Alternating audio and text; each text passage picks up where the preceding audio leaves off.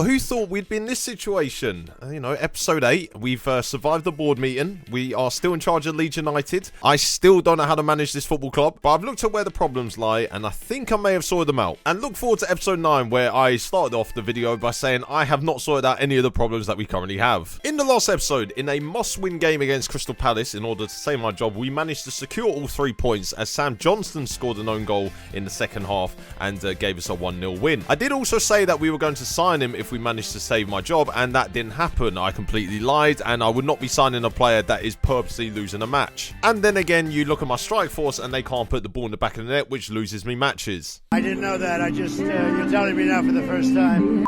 But first of all, let's talk about the transfers we made before we move on in the episode. And because we've got a lot of attacking problems at the moment, I decided to strengthen that side of the pitch. So joining us for 1.2 million from SC Porto is Shoya Nakajima. He's not essentially going to be a first choice player for me, but he does give us a bit more strength in depth, which I feel like we have a bit of an issue with. Because also I'm playing Daniel James up front now, and I don't really have a backup left mid to Jack Harrison. The second signing I made was to sort out the striker issue we have, because I think my strikers combined have got about 4 goals between them this season. So we decided to sign Julian Alvarez on loan for the rest of the season from Manchester City. But he is by far the best striker we have at the club now, and hopefully he will bang in a few goals for me, get us up that league table, and hopefully get me into the job for next season. Also, I put a clause in the loan that says that we can buy him for 44 million at the end of the loan deal. But let's just see how he gets on first. In the game following that Southampton match, we took on Plymouth Argyle away in the FA Cup 4th round, and we managed to overcome them by 4 goals to 2. Julian Alvarez got 2 assists and a goal on his debut, and Ryan Gravenberch scored a fantastic volley as well. And in the 5th round draw, we ended up getting Brighton at home, which is not really a game that attracts the neutrals, does it?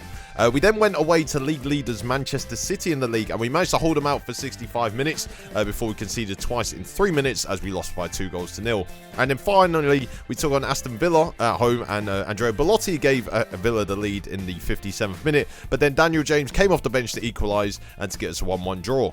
In this episode, we take on West Ham United away from home at the London Stadium, and this is the warm-up game to our FA Cup 5th round tie against Brighton and Hove Albion. But also I picked this game because we did beat West Ham United earlier this season at home, and I feel like this is the sort of game which will help us build our confidence going into that match against the Seagulls. And if we lose, what a complete waste of time that game was then. The media talked about the fact that it looked like it was going to be a quiet transfer deadline day, and then they rumoured the fact that Zielinski was joining Liverpool for 75 million, Moreno was joining Chelsea for 86, and Dani Olmo was going to Manchester United for 68 million. Yeah, just another quiet day at the office, really.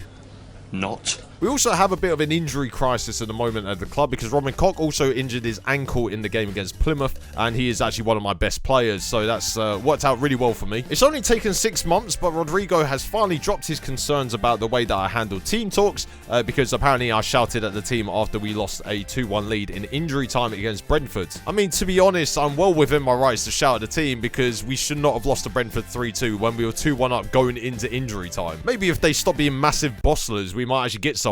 Also, talking about injury crises, Jamie Shackleton is now out for 4 weeks as well, which is even better news, because I let one of my backup right backs go on loan for the rest of the season to Spain, and it means that I've now got one fit right back at the club. And he's not even that good. I'm gonna break my monitor, I swear. And now we move into our game against West Ham United away from home, and I've had to reshuffle the team once again because of a range of injuries we have and players that aren't fit. So looking at the back four, Stuart Dallas is going to play at left back with Thiago Jallo filling in at right back because Luke Ayling is currently not fit enough. Mark Rocker and Petr Sevcik will be our 2 central midfielders in this match. Shoya Nakajima will play on the right wing with Jack Harrison playing on the left, and Dan James will be supporting Julian Alvarez, who will be leading the line for us. And I have stuck with the 4-2-2 formation because it is giving us a little bit of success at the moment, and I feel like that's the best course of us scoring some goals today. To be honest, in the context of things, compared to the other episodes, this isn't really a huge game for us. I feel like it's one of them games which is a test to see where we are at the moment. I feel like, you know, I've improved the team quite well during the January transfer window, and hopefully I can prove that, you know, like things will be on the up at the club. And to be fair, West Ham are one of those teams chasing Europe at the moment, so it's a good test to see where we are, whether we can get a result against them. Now, one thing that I have struggled with this season is actually setting the opposition instructions. That's something that I keep forgetting to do. So this is just a screen showing you that I am actually doing them, and hopefully we can nullify the threat that West Ham United have. Oh, would you look at that? Proudy's actually playing the game like he's actually meant to play it. Well done! And also, we sort of do need a result. Like, we're not really in danger of the relegation zone at the moment. We're 9 points above Newcastle United, but those points can easily go down, and we could be in a relegation fight again. Basically, what I'm saying is we're on the beach already in February. It's basically our mid-season winter break. My game plan was to attack from the off, and we did get our first highlight after about 3 minutes, as Stuart Dallas got down the left-hand side and put a ball into the box, but Jack Harrison at the near post headed the ball over. To be fair, it's a very promising start from us. And the two new signings did link up, as Shoei Nakajima laid the ball off for Julian Alvarez to shoot from 25 yards, but he hit the post and the ball went out for a goal kick. I'll tell you what, those first 15 minutes have been probably the best football I've seen us play this season. Although if we're using our last 20 games as a barometer, there's not really much to compare it to. But no, it wasn't us as usual, as Jared Bowen headed the ball over from a Masuaku cross later on in the half. And of course, the Hammers got a chance later on in the half as a long ball over the top of our defence found Fornals, and one-on-one with Melier only could hit it straight at the keeper, and he put it out for a corner. And our keeper was called into action a couple of minutes later as Antonio got a free header at the back post from a West Ham corner. And it was basically Melier against West Ham as Lanzini was then played in, and one-on-one with the keeper, fired it straight at him and he pushed it wide. And not for the first time in this series, and probably not for the last time either. It was 0-0 at half time, but for once it's actually quite a positive result for us because I don't think we played too badly. I know West Ham have had quite a few chances in the first half, but, you know, we're holding out quite well. And I told the team at half-time how pleased I was, and, you know, all of them were very happy. And it was probably the biggest mistake I made in this match. We'd only played about 3 minutes of the second half when West Ham got their first highlight of the half, and Antonio and Masuaku played some interchange passes, and then the latter then played across for George the Frutos to give West Ham the lead. I mean, on the basis of play, they probably deserved that, but I'm going to say they undeserved it because I backed my team all the way. And that turned out to be the second biggest mistake I've made. About 4 minutes later, West Ham got a free kick into the box, and we failed to clear it, and then we just dallied around in the box, and then Angelo Ogbonna was at the back post to head it in and make it 2-0 to West Ham. And then 10 minutes later, West Ham got in the attack again, and a ball into the box by Johnson found the Frutos at the back post, forced a good save from Melier, but Antonio put in the rebound. 3-0. Yeah, I don't think praising the team at half-time for holding West Ham to 0-0 was probably the right option looking back on it now. Being 3-0 down prompted me to make some changes, so Rafinha then came on for Nakajima to play on the right wing,